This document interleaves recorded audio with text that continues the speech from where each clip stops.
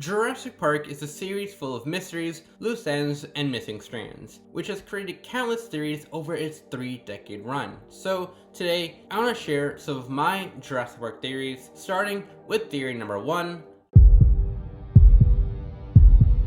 In the original Jurassic Park, when Alan and the kids are walking through the forest, they stumble upon a nest. Now, for years, I thought the big one had laid these eggs. In fact, that's why I thought she was acting crazy and killing all the other raptors, because she was pregnant. But the more I thought about it, it just didn't add up. Or more specifically, the timeline didn't add up. From the big one escaping to Alan discovering the eggs, there isn't enough time for the eggs to not only have hatched, but for the goo and blood to disappear. Meaning, these eggs have been here for a while. That's furthermore proven by there being footprints leading away from the nest. This begins the theory. If these eggs don't belong to the big one or any other raptors in the movie, who laid the eggs? Well, first, let's identify and confirm what dinosaurs even lay these eggs. People say it's between the Dilophosaurus, Velociraptor, or Gallimimus, but personally, I think they're raptor eggs. Thanks to two good pieces of evidence that indicate that eggs belong to raptors. First, the footprints only have 2 toes. This rules in favor of raptors over Dilophosaurus or Gallimimus because raptors walk with only 2 toes touching the ground at a time. And even better, the footprints at the nest match the footprints the raptors left after escaping their cage. I think these 2 pieces of evidence prove the eggs are most likely raptors. But which ones? If none of the ones in the movie did it, who did? Well, my answer is wild raptors. More specifically, escaped raptors. One piece of Jurassic lore I've been questioning a lot lately is this line. We bred 8 raptors originally, but when she came in, she took over the pride and killed all but 2 of the others. This isn't possible. Well, it is, but extremely unlikely. So many things would have to be true for this statement to be true. Raptors are pack animals and understand the importance of one another. If the big one was introduced into the pack and started killing them, the rest of the pack would jump her and eat her. She might be strong, but she isn't taking on 2 or more raptors at a time. Secondly, why would Hammond allow this to happen? If the statement is true and the big one was introduced in the pack and started killing them, why wouldn't they tranquilize and euthanize the big one? Surely by the 3rd dead raptor, they would have realized the big one's behavior wasn't normal, and should be costing Hammond much more money by killing the other raptors than just by putting her down. Why is this important?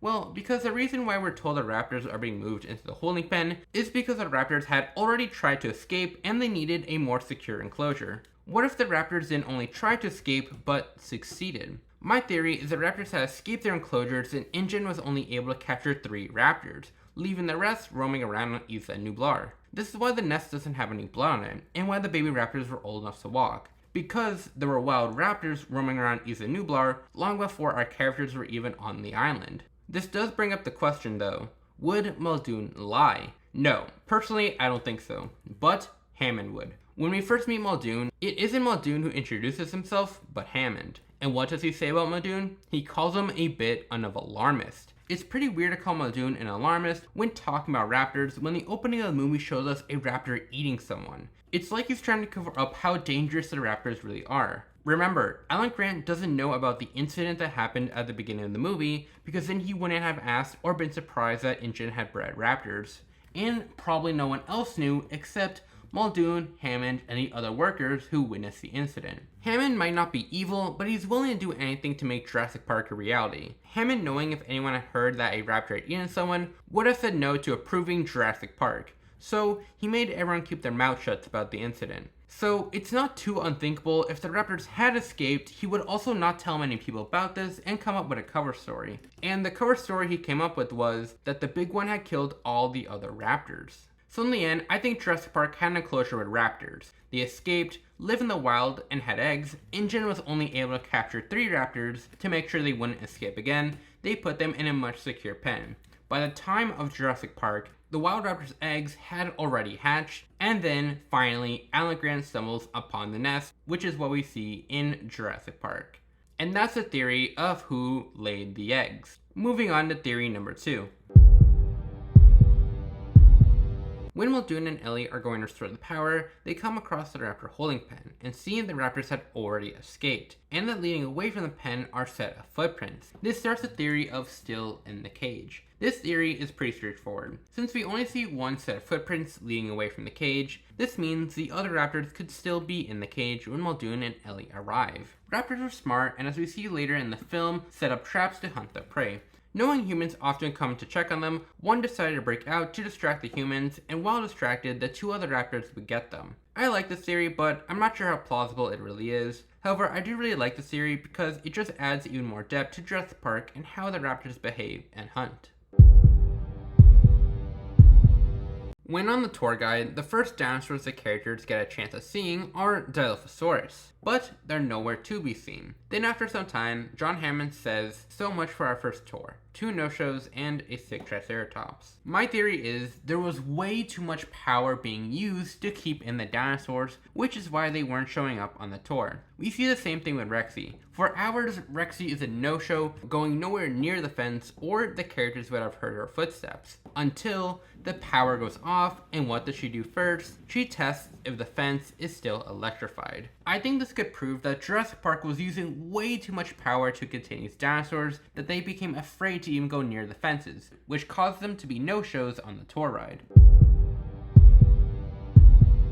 In the opening of The Lost World, we see Kathy get attacked by a group of Compsognathus. We're told by John Hammond that she survives. However, later in the movie, we see Dinosaur get surrounded and attacked by another group of Compsognathus and die only minutes later. So, how did Kathy survive when Dinosaur couldn't? Well, that's because she didn't. It's practically impossible for these two things to be true. Kathy's a little girl. The Compsognathus would have been able to take her down easier than Dinosaur. Also, the Compsognathus in Jurassic Park are supposed to be venomous, which is why they're able to take down Dinosaur so quickly with their bites. But even if Kathy did survive the initial attack, while there would presumably be medical equipment on the boat they arrived in, it probably wouldn't be enough. Kathy got attacked by an unidentified animal and is hours away from the closest hospital. Even if she did make it to the hospital, Dinosaur died mere minutes after being attacked. Kathy wouldn't have hours to wait to get treated. Alongside the practicality for surviving, we also gotta think of 2 other things. Who told us this information, and we and Ian never see Kathy again ourselves.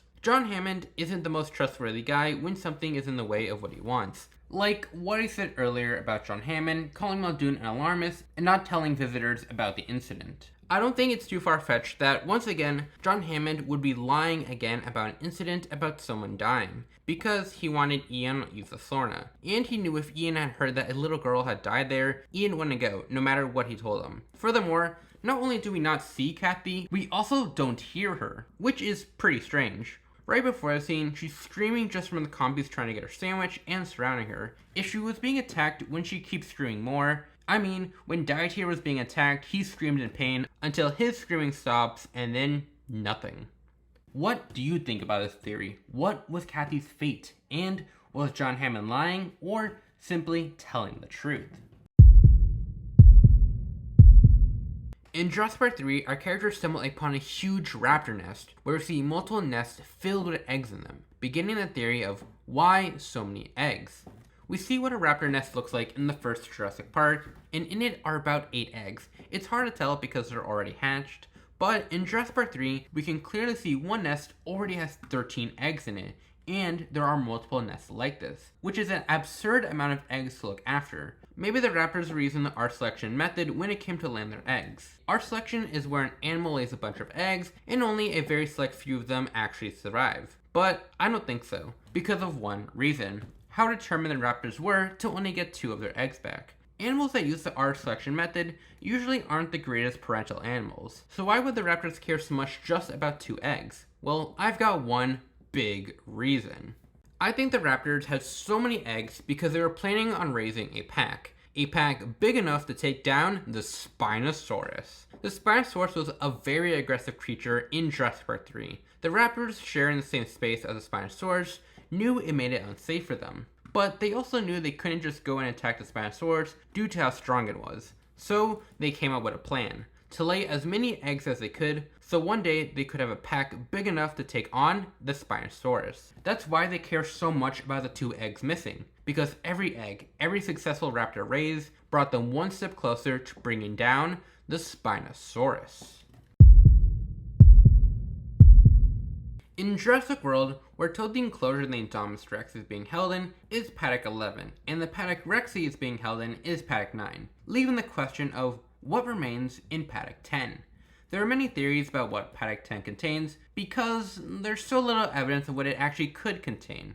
However, my theory is it was supposed to be for Dilophosaurus. When running out of the visitor center, Gray turns on a Dilophosaurus hologram. Almost every other hologram here is of a dinosaur in Jurassic World, except for one, the Spinosaurus.